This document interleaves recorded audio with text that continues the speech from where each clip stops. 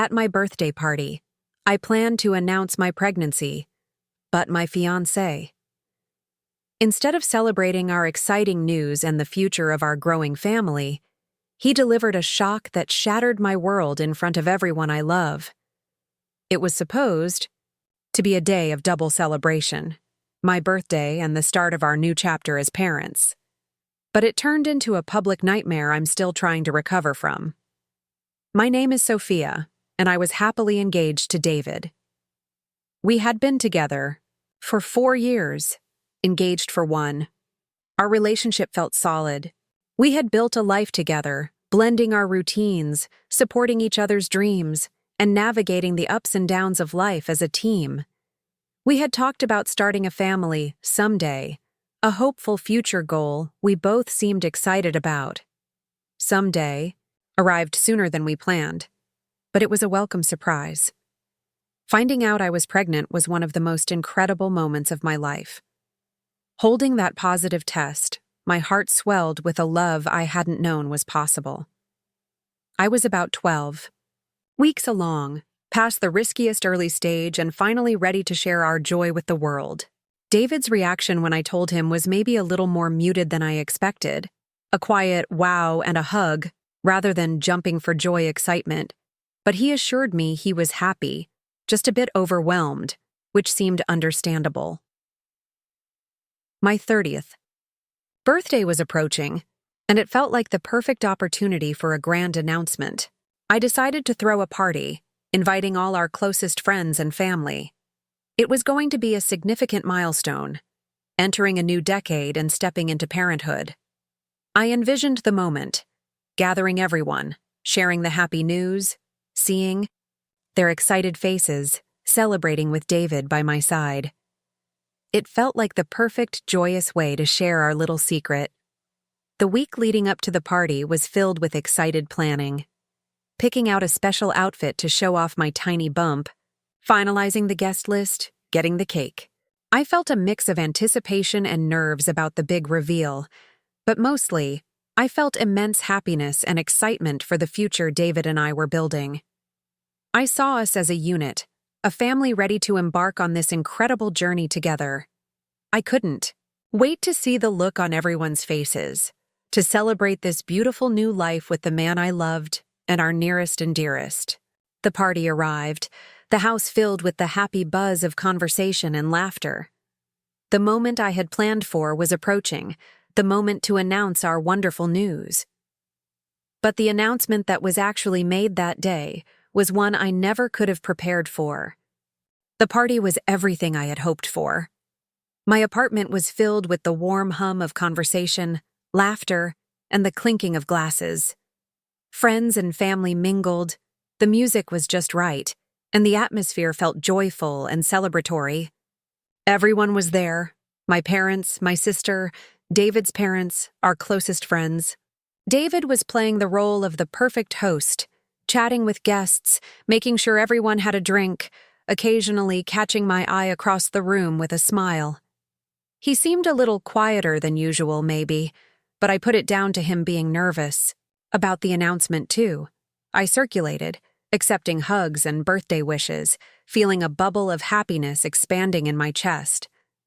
At 12 weeks, my bump was just starting to show, a tiny swell that only I and David were privy to. The secret felt special, ours, and I was practically buzzing with anticipation, waiting for the right moment to share it. After we cut the cake and the happy birthday song wound down, I knew it was time. This was it.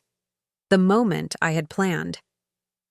I caught David's eye and he nodded, giving me a small, supportive smile. He came over and stood beside me, putting an arm gently around my waist. My heart was fluttering with excitement and a touch of nerves. I tapped my glass with a spoon to get everyone's attention. The room quieted down, all eyes turning towards us. I smiled, looking at the faces of the people I loved most. "Thank you all so much for coming to celebrate with me tonight," I began, my voice a little shaky with emotion. Turning 30 feels like a big deal, and I'm so happy to spend it with all of you. I paused, glancing at David, then back at the expectant faces in the crowd. This was it. The moment to share our incredible news, to announce that our family was growing. My smile widened, and I placed a hand protectively on my stomach. "There's actually another reason this birthday is extra special," I said, my voice full of joy. "David and I wanted to share some very exciting news with all of you tonight." I was about to say the words that would change everything, fill the room with gasps and cheers and happy tears. I saw my mom's eyes sparkling, my sister leaning forward, sensing something big was coming. David was standing next to me, his arm still around my waist. But then he squeezed my waist slightly, and before I could say, "We're pregnant," he cleared his throat and spoke, his voice cutting through the expectant silence. "I actually have something to say too," David said, his voice louder than necessary, and it wasn't the excited tone I expected. It was flat, almost distant. Everyone looked at him surprised. I looked at him confused. What was he doing? Was he adding something to the announcement? Making a toast? He took a deep breath, not looking at me, but looking out at the crowd. The smile had completely left his face. His grip on my waist loosened, then dropped away. "I know this is Sophia's birthday party," he said, his voice steady but cold. "And I'm sorry to do this here, but I need to be honest, with all of you and with Sophia." He paused, and the silence in the room became absolute, heavy with sudden tension. People exchanged worried glances. My heart began to pound. What was happening? What was he saying? He finally looked at me, his eyes holding a look I didn't recognize. Regret, maybe, but mostly just a terrible finality. "Sophia," he said, his voice clear, breaking my heart with every syllable. I can't do this. I can't marry you. And I can't be a father right now. I'm leaving." The words hung in the air, impossible and devastating. He couldn't marry me. He couldn't be a father. He was leaving, right here, right now, in front of everyone. My carefully constructed world, filled with joy and anticipation, shattered into a million pieces around me. The room spun. The expectant faces of my loved ones turned to masks of shock and confusion. My hand flew to my stomach, a protective, desperate gesture. He had just blindsided me, devastated me, and publicly ruined my birthday and my pregnancy announcement all at once. The words "I'm leaving" hung in the air like a physical blow. My hands flew to my mouth and I stared at David, my mind unable to process what he had just said. Leaving? Can't marry me? Can't be a father? Right here? Right now? In front of everyone? The joyful anticipation of a moment ago evaporated, replaced by a tidal wave of shock and disbelief. A collective gasp swept through the room. Faces that had been smiling with anticipation contorted into expressions of confusion and horror.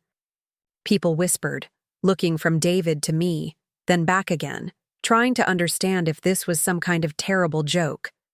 But the look on David's face was deadly serious.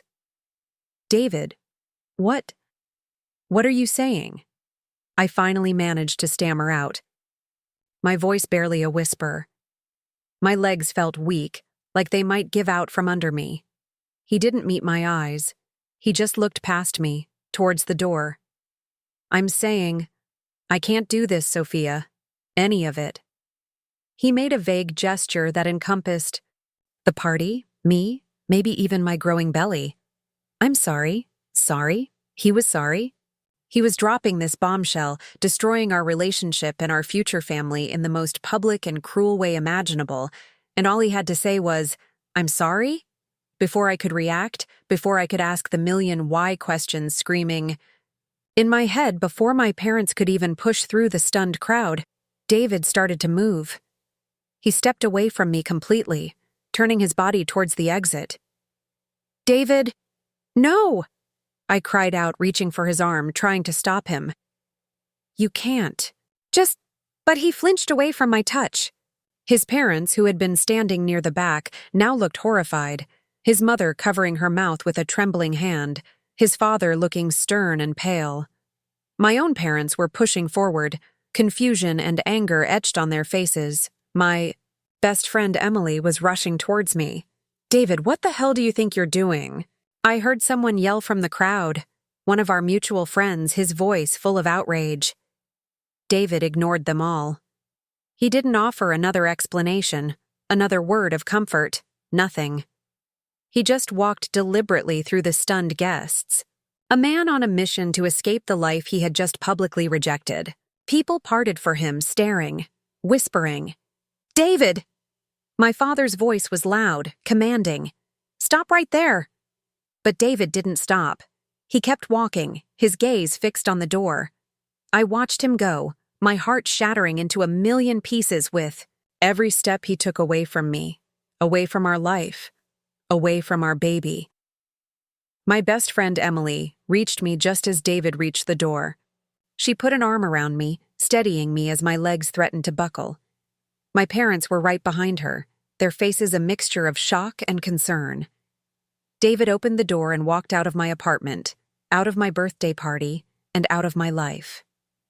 He just left.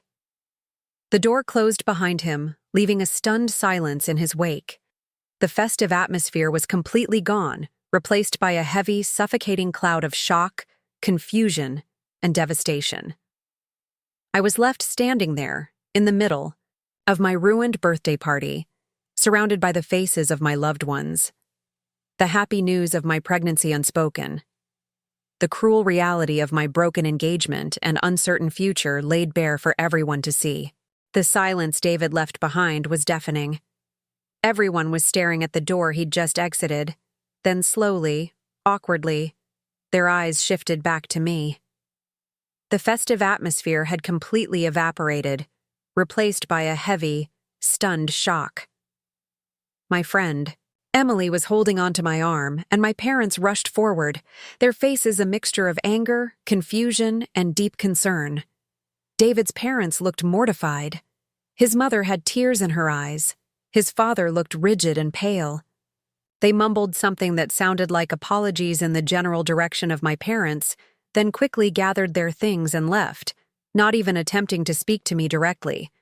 The awkwardness in the room was unbearable. Guests started making quick, hushed excuses to leave. I should go," someone mumbled, grabbing their coat. "I'm so sorry, Sophia," another whispered, giving me a quick, sympathetic squeeze on the arm. The party dispersed rapidly, people wanting to escape the scene of the disaster. Within 15 minutes, only my closest family and Emily remained. The festive decorations a cruel mockery of the shattered mood. The moment the door closed on the last guest, my legs finally gave out. I sank onto the nearest chair, the tears I had been holding back bursting forth in racking sobs. Emily knelt beside me, pulling me into a hug while my mom and dad stood nearby, looking helpless and heartbroken. My sister sat on the arm of the chair, stroking my hair. I don't understand," I choked out between sobs. "What happened? Why did he do that? Why now?" "Oh, honey," my mom said, her voice thick with emotion, stroking my back. "I don't know. I don't understand it either. It was a horrible, cruel thing to do." Emily just held me, letting me cry. When the first wave subsided, she pulled back, holding my hands. "Sophia, were there any signs? Anything at all?" I shook my head numbly. "No, nothing. We were planning the announcement. We were talking about the baby. He seemed okay. A little quiet maybe, but I thought he was just nervous." The contrast between my happy expectations and the brutal reality was dizzying. He had stood there, next to me, knowing what he was about to do, while I was filled with joy about our future. The conversation inevitably turned to the baby. The little life inside me that was supposed to be our shared joy, our future family. Now it felt complicated, scary. "The baby," my sister said softly, her eyes welling up. What about the baby, Soph? My hand went to my stomach. The tiny bump, moments ago a source of such excitement, now felt like a heavy weight. David had said he couldn't be a father right now. Did that mean ever? Did he suddenly not want the baby? The thought twisted my gut. How could he abandon his child? He said he couldn't be a father right now, I repeated, the words tasting like ash. What does that even mean? Does he just not want the baby? Did he ever? My dad's face was set in anger. He can't just walk away from his responsibility, Sophia, regardless of whatever this was. He is the father. But the man who was supposed to be the father had just publicly rejected the idea of our family, of me, of our child. The pain of his betrayal, the humiliation of it happening in front of everyone, and the terrifying uncertainty of facing pregnancy and motherhood alone crashed over me. I was supposed to be celebrating my birthday and our exciting news, but instead, I was left with a shattered heart, a ruined party, and the terrifying prospect of a future I never envisioned, grappling with the fact that the man I loved had just abandoned me and our baby. The days that followed David's public abandonment were a haze of grief, confusion, and a deep, mortifying embarrassment. Every time I closed my eyes, I saw the faces of my guests contorted in shock, heard David's cold words echoing in the silence, felt the crushing weight of my ruined happy moment. The party decorations felt like mocking symbols of the joy that was stolen from me. My family and Emily were incredible. They stayed with me, took care of me, and just let me fall apart. We replayed the night 100 times, trying to find clues, any sign that this was coming. Was he acting weird in the weeks before? Was he distant? Nothing significant stood out, making his actions feel even more blindsiding and inexplicable. The public nature of it all was a constant, painful reminder. How could he do that to me in front of everyone? Knowing I was about to share happy news? It felt deliberately cruel, designed to inflict maximum damage. The thought of facing any of the guests, of knowing they had witnessed my humiliation, made me want to hide away from the world. Amidst the emotional chaos, the reality of my pregnancy remained. My growing belly was no longer just a source of quiet joy. It was a tangible symbol of the future David had just rejected. Medical appointments were coming up, things we were supposed to do together. Now, I was facing them alone. My parents offered unwavering support, promising they would be there for me and the baby every step of the way. But the pain of not having David, the father, by my side was a constant ache. I knew I needed answers from him, a real explanation, not just the cold dismissal he gave at the party. The uncertainty was almost as painful as the breakup itself. Over the next few days, I tried to reach him. I sent texts that started pleading, then became more demanding. I called, leaving voicemails that swung between hurt and anger. His responses were minimal and unsatisfying. A few short texts saying he needed space, that he was overwhelmed, that he wasn't ready. No real explanation for why he chose that moment. That way, to end things. No acknowledgement of the baby beyond his initial, "can't be a father right now." Finally, after repeated attempts, he agreed to a brief phone call. His voice was distant, defensive. I asked him why he did it at the party, why he called off the wedding and fatherhood so abruptly, why he had seemed fine just days before. His answers were vague. He'd been having doubts for a while. The reality of marriage and a baby felt too much, too soon. He panicked. But the baby, David, I pleaded, tears streaming down my face as I spoke into the phone. What about our baby? There was a long pause. His voice was barely a whisper when he finally responded. I just can't, Sophia.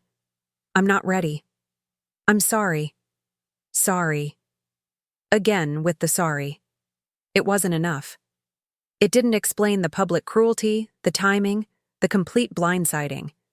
It felt like he was minimizing everything, including the little life growing inside me. He didn't seem to grasp the magnitude of his actions, the devastation he had caused. Hanging up the phone, I was left with more questions than answers and a deeper sense of pain. His vague excuses offered no comfort, no closure. They just highlighted his immaturity and selfishness. The man I thought I was going to marry and have a family with was gone, replaced by someone who was terrified of responsibility and capable of immense cruelty. But as the immediate shock and desperate need for his explanation began to subside, a different feeling started to emerge. A quiet, steady anger. He had broken my heart, but he wouldn't break my spirit, and he wouldn't abandon our baby without consequence.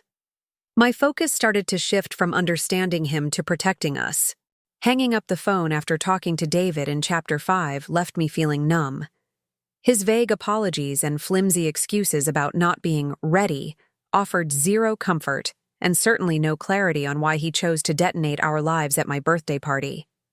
It was clear he either couldn't or wouldn't provide a real explanation, and chasing him for one was only causing more pain. The flicker of anger from before solidified into a firm resolve. I was done seeking his understanding. My focus had to shift entirely to the future, to my baby, and to rebuilding my life without him. The first practical step was facing the wedding. The invitations hadn't been sent out yet, thankfully, but deposits had been paid, and vendors had been booked. Calling. The wedding planner, the caterer, the florist, and explaining that the wedding was off felt surreal and incredibly sad. Most were understanding, though navigating contracts and non-refundable deposits added a layer of financial stress to the emotional turmoil. I sent out simple messages to guests who had already been verbally invited, letting them know the wedding was canceled due to unforeseen circumstances, keeping it brief and private. Next was dealing with the physical space we had shared. With Emily and my sister's help, I packed up all of David's belongings. Boxing up his clothes, his books, his things felt like physically boxing up the last 4 years of my life. We changed the locks, a symbolic but necessary act of securing my space and drawing a firm boundary. It hurt, but each box, each turn of the lock felt like a small step towards reclaiming my home and my independence. Focusing on the baby became my anchor. Amidst the heartbreak, the excitement for the little life growing inside me remained, a steady, pure source of love. I made sure I was taking care of myself, eating well, going to my doctor's appointments.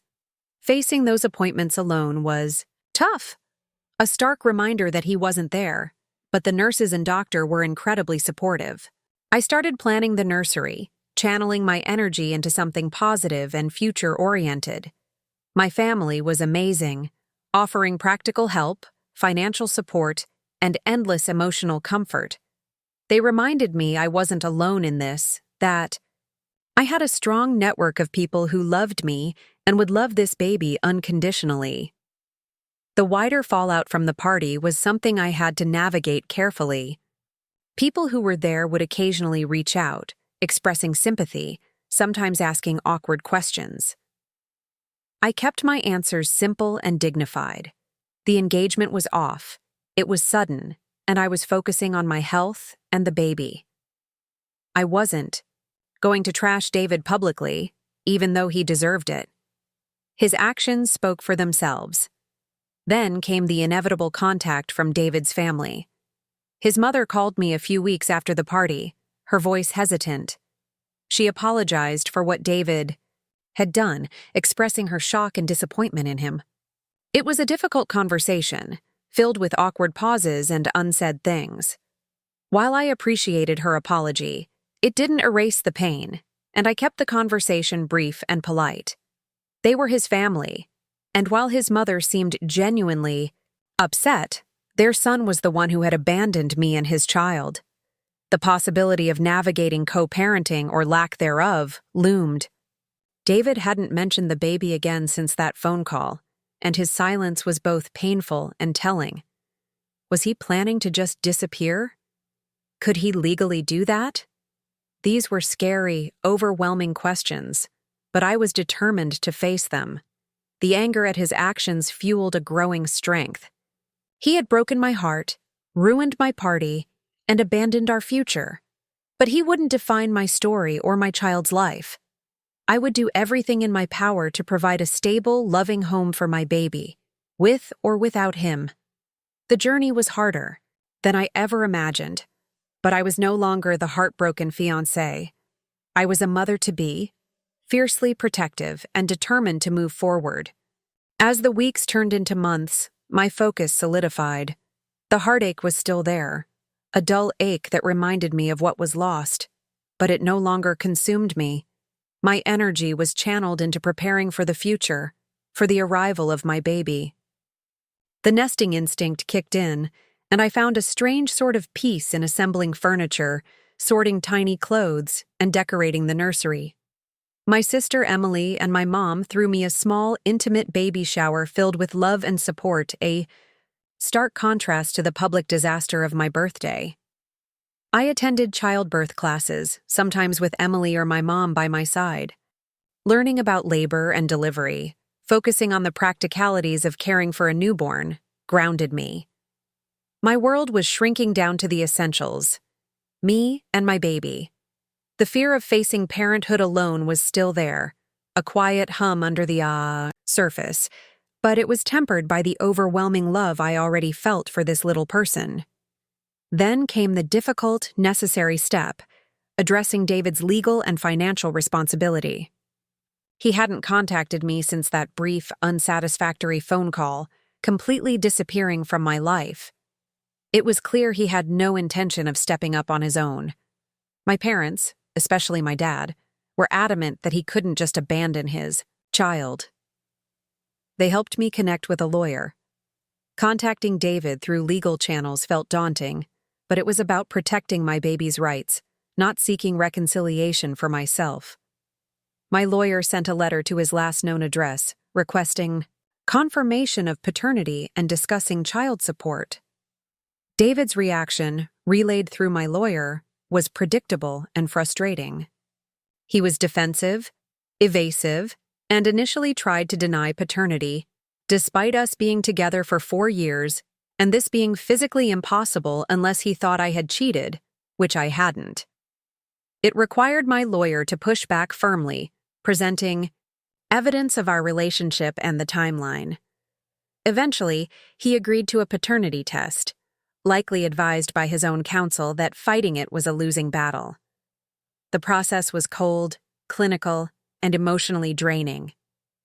Dealing with David through lawyers felt like negotiating with a stranger.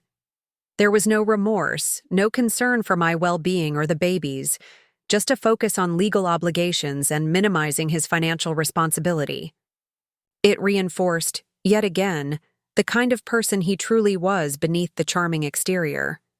Someone who ran from responsibility and prioritized his own comfort over everything, even his own child. The stress of the legal back and forth added a layer of difficulty to my pregnancy, but my determination to secure my baby's future kept me going. My family attended appointments with me, helped me navigate the paperwork, and reminded me that I was doing the right thing. Emily was always there for emotional support, listening to my frustrations and reminding me of my strength. Facing David again, even indirectly, brought back some of the pain and anger from that night. But it also highlighted how much I had grown. I wasn't the heartbroken fiancé begging for answers anymore. I was a woman fighting for her child, resolute and unyielding. The legal battle was just another obstacle, and I was determined to overcome it, not for me, but for the little life, who deserved to be supported and loved. The legal process regarding David's paternity and child support concluded a few months later. The paternity test confirmed what everyone already knew: David was the father. The court mandated child support, a financial responsibility he was legally required to uphold, even if he shirked his emotional and parental duties. It wasn't a victory that brought me joy, but a necessary step to ensure my child would be financially supported. David remained distant, interacting only through lawyers, confirming that his rejection of fatherhood at my birthday party was, tragically, genuine. As my due date approached, the fear I had felt earlier was largely replaced by an overwhelming sense of anticipation and love. My family and Emily were my rock, attending doctor's appointments, helping me pack my hospital bag, and providing endless reassurance. The nursery was ready, a little room filled with hope and tiny clothes. Then, the day arrived. The day my baby came into the world. It was a profound, life-altering moment. Holding my child for the first time, everything else faded away. The heartbreak, the humiliation, the anger at David. There was only this tiny, perfect human being, our future, my everything. In that moment, I wasn't a jilted fiancé or a single mother. I was just mom. Life as a new mother was challenging, exhausting, and more wonderful than I ever could have imagined. Every smile, every tiny hand wrapping around my finger, every milestone was a source of immense joy. My parents were incredibly involved, helping with childcare and providing a constant source of love and support. Emily was the best auntie, always there to offer a helping hand, or just make me laugh. David's involvement was minimal, and only because it was legally mandated. He made his child support payments, usually late, but he made no attempt to build a personal relationship with his child. No calls, no visits, no asking about milestones. It hurt, for my child's sake, that they wouldn't have their father present, but it also solidified my resolve. My child didn't need a father who didn't want them. They needed a mother who was strong, loving, and present. Looking back at my 30th birthday party now feels like watching a scene from a movie. The woman preparing to make a happy announcement, so full of hope and blind faith, feels like a past version of myself. The shock and pain of David's actions are still part of my story, but they no longer define me. His cruelty at that moment, as devastating as it was, ultimately led me to a life that is more authentic and filled with a deeper love than I ever could have had with him. I learned that sometimes, the end of a relationship, even a brutal and public one, is just the beginning of a new, stronger chapter. I learned that family isn't just defined by blood, but by the people who show up and support you unconditionally. I learned that I was capable of immense strength and resilience, far more than I ever gave myself credit for. My fiancé abandoning me at my birthday party was the catalyst that shattered my life, but it also cleared the way for me to build something new, something beautiful, something entirely mine, centered around the most important person in my life, my child. And for that, I am eternally grateful